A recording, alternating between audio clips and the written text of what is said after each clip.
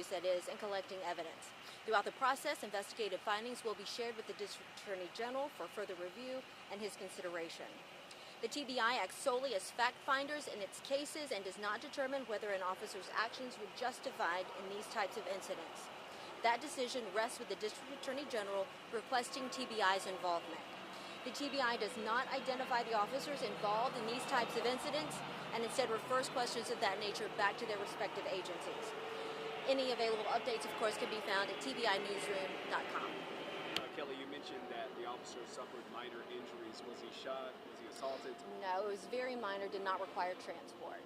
Do we have an age of the suspect? We're hearing from family he was a teenager. I cannot confirm the identity of the individual, but I can tell you that he is a juvenile. I believe he's 17 years old. And you said that the officers were wrestling over the gun, and then it was an officer's service weapon that was in the shooting, correct? That is believed. The officer did shoot his service weapon, so that you can make determinations from that, but the officer did fire his service weapon. And did the gun that they were wrestling over, did that go off at any point? That would be something that would be determined through our investigation. Do we know where the suspect was injured? That's information that I couldn't release at this time. And also, you talked about the unrelated call as far as a shots fired call. Do you know where that happened at? Well, there was an unrelated call, and that's why the officers were initially in this area, and that's when they spotted that vehicle. The shots fired call was earlier, somewhere in the Memphis area, but I'm not sure that location. MPD may be able to help you out with that. Do you know if he was linked to that? Well, that vehicle was suspected or matched the description of a vehicle that was spotted in that area, and so that's what initially caught the attention of the officers. And do you know if there is body camera footage? Any evidence would be collected and gathered. I can't speak specifically to what we have. And I know, Kelly, this has been a busy season for you guys. How many officer-involved shootings is this in the last few months? You know, as far as just in Memphis, I believe this is our fourth, maybe fifth, since the last week of November. That information, you can find it on our website, which is tn.gov/TBI, and that would have the information for the entire state. Any other questions? And we noticed, we saw there were about, to your numbers, about 16 or so call-outs. You did not respond to all of them.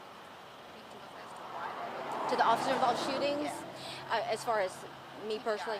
Well, it just depends as far as, are agents responding or our PIOs? What's the circumstances of why you would not respond to an officer? Our involvement for an officer-involved shooting rests strictly with the District Attorney General. The District Attorney General has to request TBI involvement. Even if there's an MOU involved, which there is currently one in the Memphis-Shelby County area, a District Attorney General still has to request our involvement. And that happens with several cases.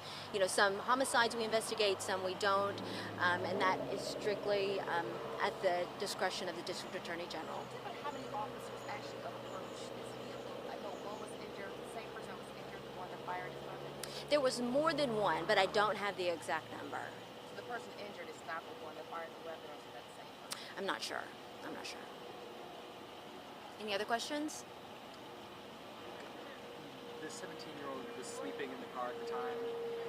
That's what it appeared. The individual was asleep inside of the vehicle. He appeared to have the weapon on his lap, and officers attempted to make contact with him, and that's when the scuffle ensued.